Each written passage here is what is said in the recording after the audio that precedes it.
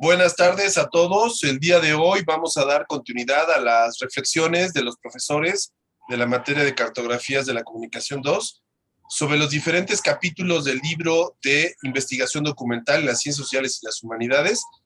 El día de hoy vamos a tener la exposición breve y sustanciosa de la profesora Marcela Quiñones. Ella nos va a hablar del capítulo que se titula Las fuentes de consulta en la investigación documental y el quehacer científico. Este capítulo prácticamente es el capítulo 2 del libro de Gustavo Sciota del 2018, que fue presentado aquí en la universidad hace poco por su coordinador, que es el doctor Gustavo Sciota, Vega Sciota. Así que, sin más, le vamos a dar la palabra a la profesora Marcela para que nos exponga este capítulo y tengamos todos una opinión de su parte sobre los puntos más importantes de esta parte del libro. Así que adelante, Marcela, y muchas gracias. Gracias a ti, Samuel. Muy buen día para todos. Efectivamente, la voy a ampliar aquí en modo presentación. El capítulo 2 de este texto justamente tiene como título Las fuentes de consulta en la investigación documental y el quehacer científico. Pienso yo que es un capítulo que acerca de manera muy oportuna el tema de la investigación a estudiantes de universidad. Donde se rescata la importancia de diferenciar cuál es el saber cotidiano, el sentido común, el saber de lo que se aprende el día a día versus un saber más profundo, un saber científico, que es el que atañe pues a los estudiantes de universidad. Entonces, dentro de estas páginas se encuentra esta diferenciación y también podemos encontrar la importancia de los acervos documentales para investigar y cómo todo el texto los ha clasificado o los ha dividido, ¿no? Para poder consultar diferentes fuentes de información. Entonces me adelanto un poco porque, bueno, estos son ya una introducción del saber cotidiano al saber científico. De la Vega Sciota o los autores que aportan en este texto quieren diferenciar el saber cotidiano de un mundo que nos rodea, la sociedad de la cual hacemos parte, la familia, nuestro entorno, y cómo se aprende de él, ¿no? Se aprende del día a día, se aprende que es un saber con la experiencia, de acuerdo a donde nosotros nos movilizamos, pero pues es un saber, como su nombre lo dice, un saber de la cotidianidad. Evidentemente apoya el saber ordinario, es un saber habitual, es un conocimiento de los hábitos diarios. También se le denomina en algunas páginas del texto sentido común. Bien, pero es ese saber del día a día. Versus un saber más especializado como lo es el saber científico, ¿no? Por otro lado, ese saber científico es ya una comprensión rigurosa, una comprensión más precisa y más integral del universo. Entonces, esos son dos conceptos claves que en el texto se logran diferenciar. Dentro de este saber científico o de las reglas generales del conocimiento, hay una tabla que ustedes pueden encontrar en el texto y aquí la proyecto, que la verdad logra diferenciar. En la columna 1 vemos conocimiento cotidiano, en la columna 2 el conocimiento científico. El cotidiano se remite a la explicación o más que todo la narrativa de qué fue lo que sucedió o qué está sucediendo. Pero el conocimiento científico no solo responde a esa pregunta, va a responder a muchas más.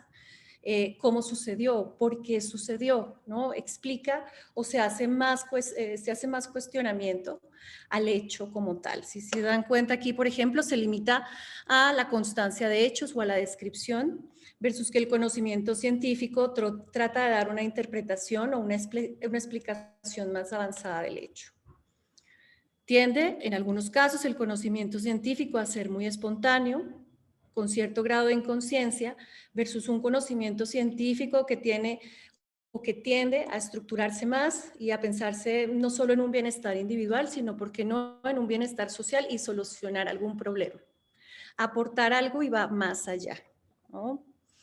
Entonces es muy interesante porque, bueno, en este primer párrafo, aquí ven, el conocimiento científico no es simplemente una acción pasajera, momentánea, de algo no solo cotidiano, también aporta ese conocimiento y ese sentido común, sino que además lo que se habla del conocimiento científico es que es más complejo, es multifuncional, tiene varios postulados, ¿no? Entonces es importante que el alumno o que en esta lectura se entienda la diferencia. También dice aquí, un científico debe estar plenamente consciente del significado de su trabajo y de los alcances que a través de una investigación puede lograr. Bien. Aquí hay una columna que también se encuentra tal cual como la vemos en el texto, donde específicamente o lo ideal es hacer una serie de preguntas muy concisas de lo que se quiere investigar, ¿no? Y cada una de ellas lleva un postulado muy importante. De qué se trata el asunto, los sujetos o las personas implicadas, el espacio, el tiempo, un contexto. Bien. Y el texto pues también cita a otros investigadores como Armando Alcántara Santuario, él es también investigador de la UNAM. Y fíjense este concepto tan interesante, el conocimiento es el resultado del diálogo crítico y de la observación, del diálogo entre lo que se ha encontrado, lo que se investiga y la observación del investigador, ¿no? Y fíjense, se sostiene así diversos puntos de vista. También habla de las características de un investigador, debe tener vocación, inteligencia, capacidad intelectual, constancia, esfuerzo. Es un trabajo arduo, es un trabajo de experiencia. Bien, entonces esto lo pongo entre comillas porque así tal cual lo describen en el texto de Schott. Una gran capacidad de observación, ¿no? Que mucho de este tema se vio en cartografías de la comunicación 1. Aquí evidentemente es una herramienta fundamental para la investigación.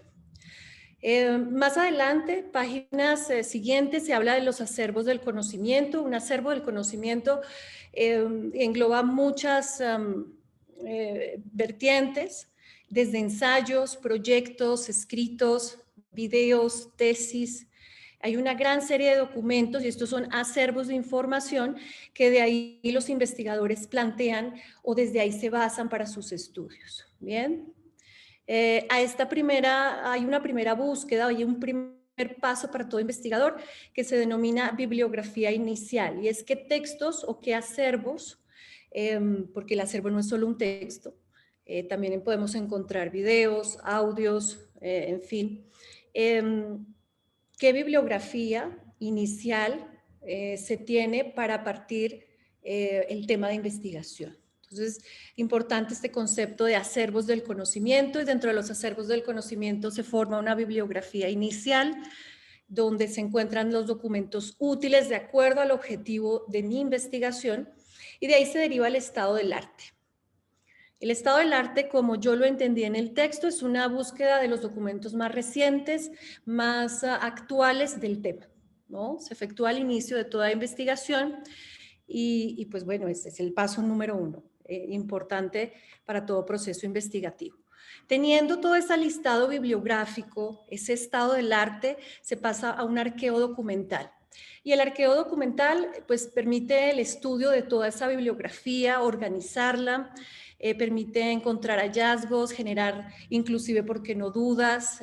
Incluso ahí en algunas investigaciones va cambiando un poco, se perfila o se va modificando el objetivo de la investigación, viendo ya lo que se ha escrito antes o lo que se ha investigado antes sobre el tema. Y es muy interesante el arqueo documental porque también te permite diferentes perspectivas teóricas, métodos que usó ese investigador en dicho tema, técnicas, instrumentos, básicamente qué herramientas utilizó en esa investigación y que incluso nos pueden servir a nosotros para generar una nueva. Entonces, el arqueo documental es ese proceso fundamental. Después, bueno, habla de la investigación documental, evidentemente abre la visión sobre los alcances que emprendemos los investigadores o que emprende un estudiante al hacer una investigación, y de ahí qué objetivo es el que busca. Bien, es muy importante que se entienda el contexto del objetivo y que lo que se plantea en una investigación ya hecha se cite lo que se encuentre ahí, pero que también se diga algo nuevo, ¿no? Dentro de la investigación documental hay que tener un gran valor ético, citar nuestras fuentes y hacer justicia que gracias a esta investigación yo me baso en ella, pero aporto algo nuevo, algo diferente. El texto, a través de ejemplos, intenta reiterar que una investigación documental es una técnica que facilita los procedimientos lógicos de localizar, recolectar, clasificar, analizar, interpretar y presentar información en un soporte inalterable, en un soporte confiable, ¿no? Fuentes de confianza. Entonces, fíjense todas esas acciones fundamentales que se hacen en un proceso investigativo. Desde analizar, ordenar, interpretar. Me saltaré. Bueno, no, finalizaré un poco con esta ya. No perder de vista siempre el objetivo que queremos alcanzar gracias a esa investigación documental. Posiblemente en el camino siempre va cambiando de acuerdo a las teorías y a lo que vamos leyendo en nuestro marco, en nuestro estado del arte o en nuestra investigación bibliográfica, en nuestras referencias bibliográficas, pero siempre disfrutarlo, aprender y generar algo nuevo. Bien, el texto nos habla de cómo se dividen diferentes documentos en primarios, secundarios y terciarios. Aquí está el listado. Como documentos primarios, pues están libros e informes y así. Posteriormente, secundarios y terciarios. La verdad, simplemente es una clasificación, no quiere decir que unos sean más importantes que otros, simplemente es la clasificación que se les da. Y de ahí, como tipos de documentos, también existen una clasificación en cuanto a fuentes, de dónde se encuentran esos documentos, como a los lugares más importantes, más confiables para buscar, ¿no? Evidentemente inicia con la biblioteca, después capítulos posteriores nos hablarán justamente de eso y de la Biblioteca Nacional, la hemeroteca, la fonoteca, el archivo, ahí nos explicará el Archivo General de la Nación, que es la mapoteca, filmoteca, fototeca e internet. Entonces es un capítulo introductorio muy interesante para rescatar la importancia de estas fuentes de investigación. Muchas gracias. ¿Dudas, comentarios? Gracias a ti, Marcela. No, yo creo que hay varios conceptos importantes. Uno de ellos es el del arqueo documental. Creo que el arqueo documental es un concepto que debemos de tener claro. Los diferentes tipos de fuentes, como tú dijiste, las primarias, las fuentes secundarias y las fuentes terciarias, y la definición de investigación documental que nos diste, pues yo creo que está muy bien recalcarla, porque justamente son los temas centrales de este capítulo 2 sobre las fuentes de consulta, ¿no? Así que muchas gracias, Marcela, por la exposición y seguimos.